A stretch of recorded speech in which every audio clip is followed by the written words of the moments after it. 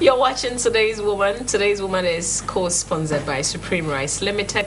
They produce jazz and cowboy perfume rice. And this is one of those issues that we would want to hear from you. We want to know what works for you, because guess what? When we talk about relationship issues, it's about learning from each other, because there's no perfect way out. So what works for you could work for me, might not work for me, but it's good if we all hear it. So if you're unhappy in your relationships, if your man or your woman makes you unhappy, how do you communicate it?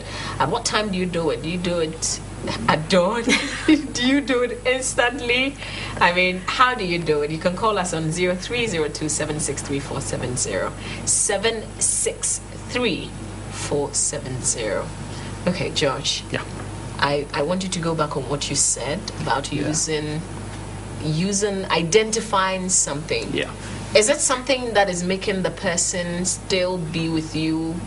Yeah. I mean, yeah. See, that is your last card. Okay, that's your trump card. Now, like I was saying, I asked you a question before that what would that person who is not listening in the relationship for? What makes him stick around? So can you use the kids? If you identify that as your tool, by all means use it. I mean, the bottom line is you want to get his attention. Daddy, mommy is not happy. Ouch. You know, that's right. And kids have a way to daddy's hearts.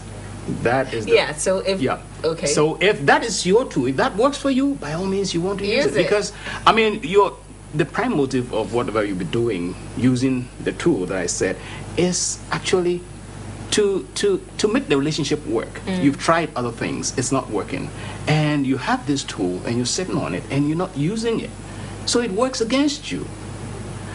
It probably could be sex. If the man is so much into sex that regardless of whatever problem he has with you, you get to the bedroom, everything, so far as he's concerned, everything is there's no problem. He wants to have sex, so he'll go ahead and have sex. Once he's done, the reset button is pushed to zero. So everything is back to the way it was before. If that is your tool, go ahead and use it. If you can catch his attention how do you use it? I'm interested. How do you use sex? Oh my God! For pity's sake, mommy, you are a woman. No way. But I want you to make this. You put a padlock on it. Do you decide not to give him sex until he listens to you? Exactly. If that so what is if he what will goes get his out? attention. Because I have a follow-up. What if he goes out? Why wouldn't he go out and leave you, or just break the relationship and then go his way? Why is he still sticking around? Okay. So that is your bargaining power. So by all means, if that is what will get to his heart, use it. And if you get his attention and he can sit down and reason with you, then you know you have done something good for the relationship. Okay. So use every avenue that you have to get his attention so you can communicate with him. All right, I'm smiling because this came into my head, and I can just say it. If it's sex, you can start the process and then you pause, because women, we have a lot of control, and then you talk. That's right. That's right. Call it blackmailing. Call it blackmailing. Call it whatever. Yeah, but I mean, I tried other means to get your attention so we can talk about this thing which is of great concern to me, and you wouldn't listen.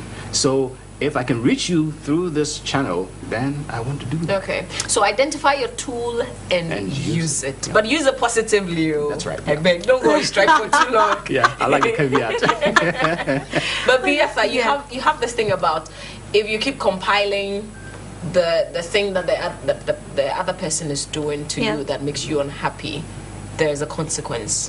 Yes, then you are to blame. I believe if you allow somebody to get away with a habit, okay, and then you never voice your feelings about it, and it goes on, at one point rather, when you do confront the person, however nicely, he or she would be like, what on earth is going on? Are you now realizing, who are you seeing? Who is putting all these funny ideas into your mind? Because this person has grown so accustomed to behaving in a particular, in this particular mode, that they're perplexed. They think you're, as George said earlier, you're hysterical. Something going on. You have an emotional or a hormonal imbalance. So then you become automatically the one at fault. And to a great extent, yes, you are. because you should nip certain things, you know, when they're in the budding stages. You don't allow things to go on for a long period, and then one day you wake up and you're like, okay, I've had enough. You know that you've given that person a good opportunity to defend himself, to justify, and if he's smart and clever than you, he would make you look like you were crazy. So I think when we allow people to do certain bad things without necessarily confronting them with the fact that, listen, this is not right. Okay, you did it once or twice or thrice, and I was kind of hoping that we're adults, and you would see from even my, you know, my body language, from all the nonverbal communication signals that I gave you, I was hoping that you'd realize that, you know, it's not good. But it seems that you're not. But if you let it go on for years, and then one day you come and confront the person, he thinks you are, you know, you are not normal.